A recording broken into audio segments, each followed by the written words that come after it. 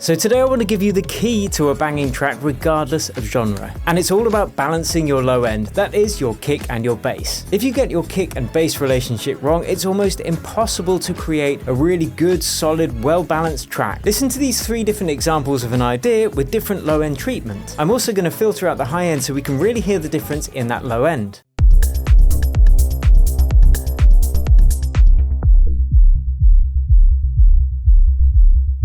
Okay, so the first one is a common mistake that music producers make, which is just boosting the low frequencies hoping it's going to make their track more bassy, but as we can hear, it's actually too boomy and it's overbearing, and when we try and get the rest of our track up to that loudness, we're going to run out of headroom and our track's just going to sound muddy, quiet and horrible.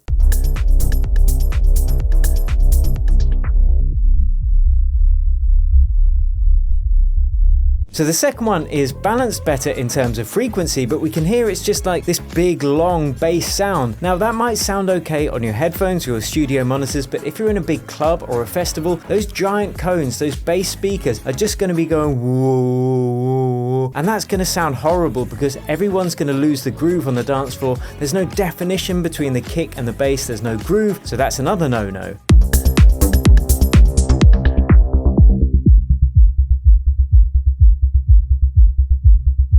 So in this one we can hear we've got a nice balance between the kick and the bass in terms of volumes, and we've got some nice definition in terms of the low end groove. And that's exactly what I'm going to show you how to do today. Now before we start, most low end videos on YouTube, my own included, make 2 main mistakes. One, they assume people's ears know what to listen out for, which is about as useful as saying trust your ears. Spoiler alert, if you can't make music that you like, it means that your ears alone can't be trusted. Otherwise you wouldn't be watching this video right now. So I'm going to show you a hack to get around that problem. And the second problem, one again that I'm guilty of, is trying to give one size fits all in terms of levels and settings. But again, depending on which genre you're creating, what key your track is in, and a bunch of other things, there isn't just a one size fits all settings or levels. So with that in mind, today I do want to give you a one size fits all approach, despite what I just said, but you'll see the difference in a couple of minutes, because this approach relies on other people's ears. Okay, step number 1 is decide what kind of track you're writing and what kind of bass you're using. So will there be a very short, sharp staccato 16th bass like in a melodic techno track, or will there be a long sustained respace like in track that's got a respace? And this is really important because you need to select a reference track that has got a similar kind of bass and a similar kind of vibe. This means that if you're writing a dubstep track,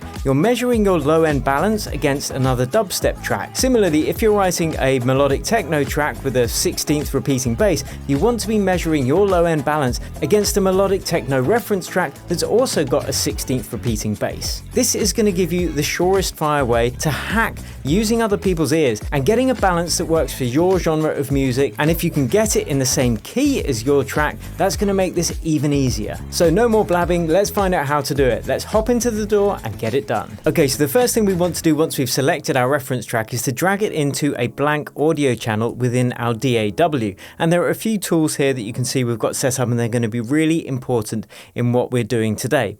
So let's go through those tools, but we're just going to make sure that this is in sync. So we'll turn on our metronome and press play.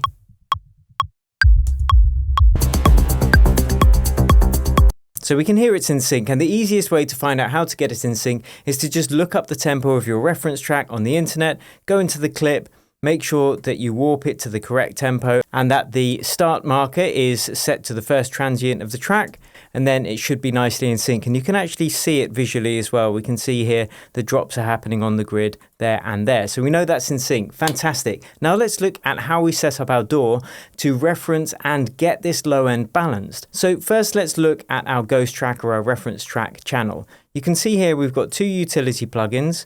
We've got an EQ8, and then we've got this plugin called Span, which is basically just a free spectrum analyzer, and I'll link to that below this video. Next, we want to look at the routing. So I've set this to external out. Now you'll see why very shortly, but by default this would have been set to master, so it's going to go to our master channel. But as I say, I'm going to set this to external out for now. And that's because we've got our own plugins on our master channel that will just be for balancing our low end. Okay, let's go through these plugins one by one. So first, we've got a utility that's just taking down our reference track by 12 decibels. And this is so we can account for the fact it's already been mastered, because if we try and use this as a reference track against our track, it's going to sound much fatter and much louder because it's already gone through the mastering process.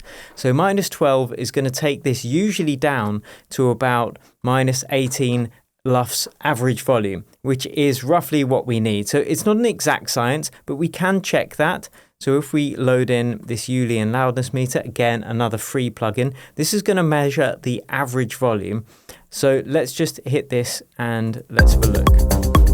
We'll turn off the metronome, now it's in sync. So we'll go to the busiest part of the track and check the average volume.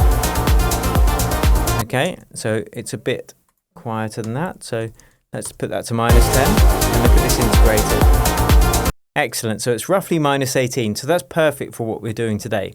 Okay, next one of the plugins we have here is another utility, and this is just switching our track from stereo to mono. Now the reason that we are doing this is because our ears get very easily distracted, especially by the stereo field. So if your ears are as stupid as mine, you basically want to make it as easy as possible to focus on what it is that you should be focusing on. So what we're going to be doing is we're going to be taking out the stereo field by having it in mono. We're also going to be taking out the high end because we're going to be focusing on the low end balance, and that's what these two plugins do. So we've got an EQ8 after this utility, which is cutting off everything above about 110 hertz, and we basically want it to be so we can just hear the rumble of the kick and the bass.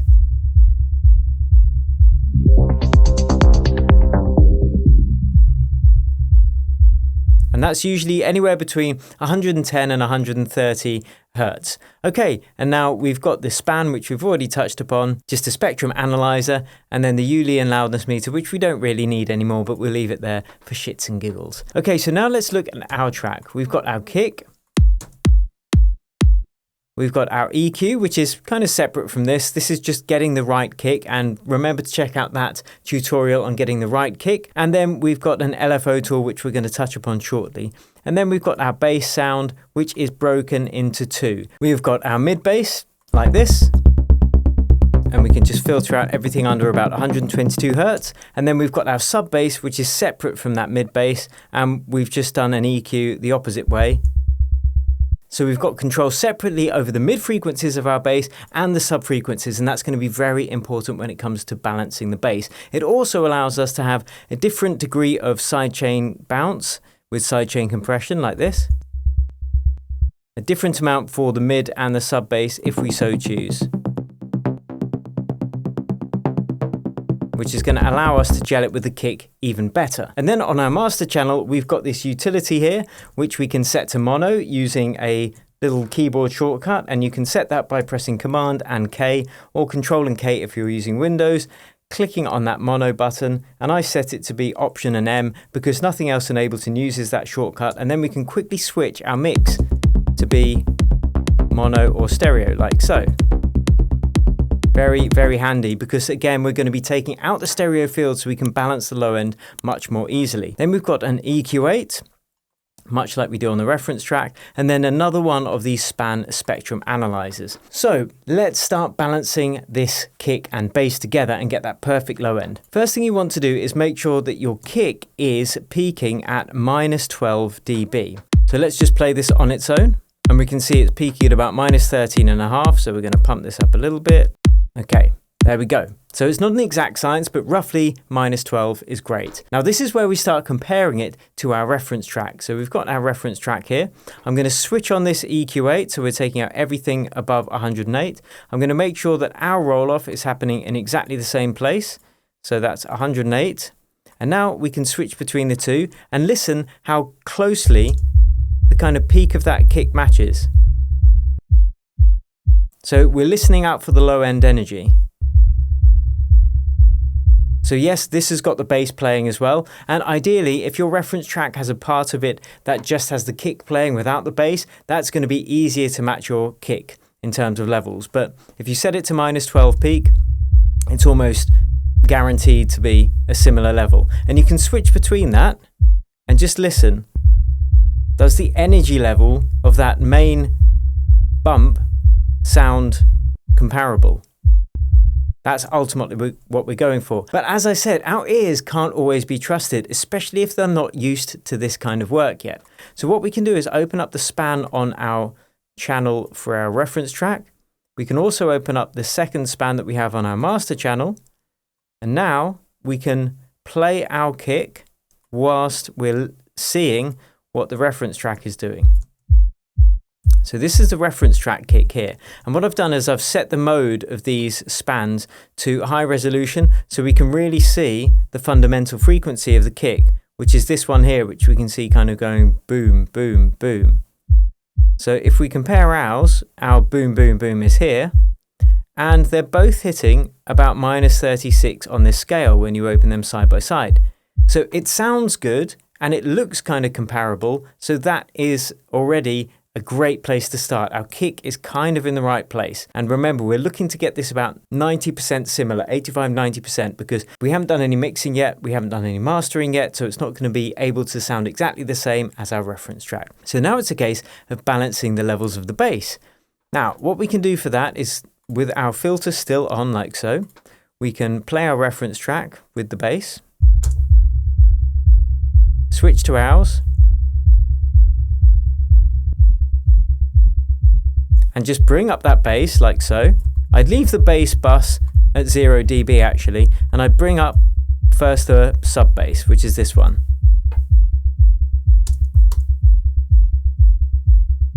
So it kind of sounds similar. So let's just have a quick check on the span. So we'll open up both spans. Okay, I mean, it looks like it's a similar shape. And that's why it's important that the tracks be in the same key, because then these frequencies are going to be very similar. We can see in our track here, we have got more stuff going on down here, and that's because they would have rolled off everything under about 30 Hertz, more or less, when they mastered this track. So we can kind of mimic that on our master channel. We're just going to roll off everything under 30 Hertz as well. And we can see here now it's even closer to the reference track. And now it's a case of getting the upper harmonics or using our mid bass. So if we listen to the reference track, even with the filter on, there's a bit more energy in the low mids. So we'll bring up our mid bass.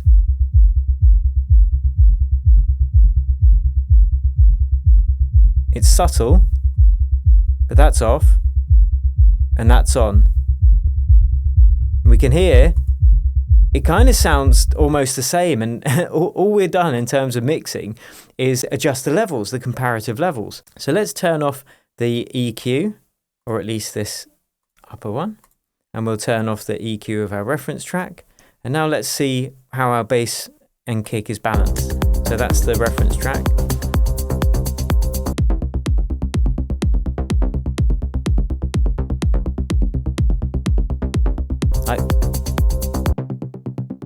So that's sounding pretty good already to me. And we've got some sidechain compression so the bass can bounce against the kick and kind of slot in nicely.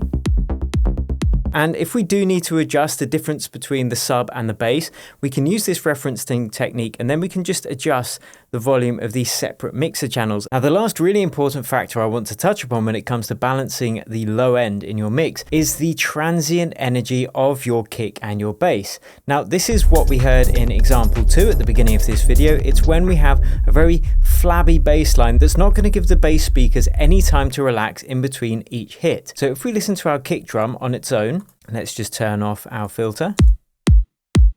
We've got this LFO tool, and what I've done here is I've just made this a shorter kick drum. So this is when the LFO tool is turned off, and this is when it's turned on. So it doesn't sound like much of a big difference, but if we look at our sub bass as well and have a listen to it, that's actually quite short and sharp. Whereas if it's like this, yes, the sidechain compression helps when it's bouncing, but ultimately the low end is going to end up flabby and out of control. So we'll put our filter back on our master channel and just have a listen. And And then we've got that effect where it's just like one long woo, woo, woo. Now, if you have got a sustained bass, like a Reese bass, yes, your bass line is going to be sustained, but then your kick's going to have to be really short and punchy so it doesn't end up clashing with your bass line. And again, this is where comparing to your reference track is so important, because if we listen to this reference track, we can hear the kick, but we can hear each separate 16th bass note going do do do do do do do do do. Whereas in ours,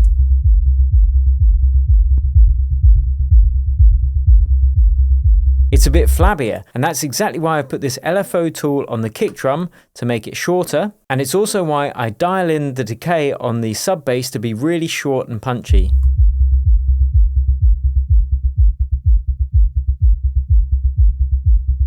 And just imagine the big speakers in the club. They've got time to release in between each pulse, which is going to translate the groove of your track to the dance floor on the big speakers and help you avoid a horrible flabby low end. And that really is a solid foundation for a track now. I can now go on to add the beats.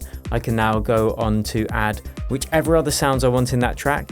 And the kick and the bass, the levels are balanced, they're comparable to our reference track, so I know that this is a solid foundation for a great track. So we've touched on some very powerful techniques today for balancing your kick and bass in the fastest possible way, but if that kick isn't the right sound, or if that bass isn't the right sound, any amount of balancing isn't going to make it into a good track. Now, which of those two things do you think is the most important? In fact, don't bother letting me know in the comments below, I'll just tell you, the bass is the most important out of the kick and the bass, because the bass is what's going to give the track the character and the vibe and the timbre, and then we can find a kick to match in with that bass. So I put together how to find the perfect bass for your track regardless of genre in this video here. But before you watch that, if you enjoyed this, you found it useful, please give it a like and consider subscribing to my channel for music production tips like this each and every week. Thank you so much for watching, and I'll catch you over at that next video.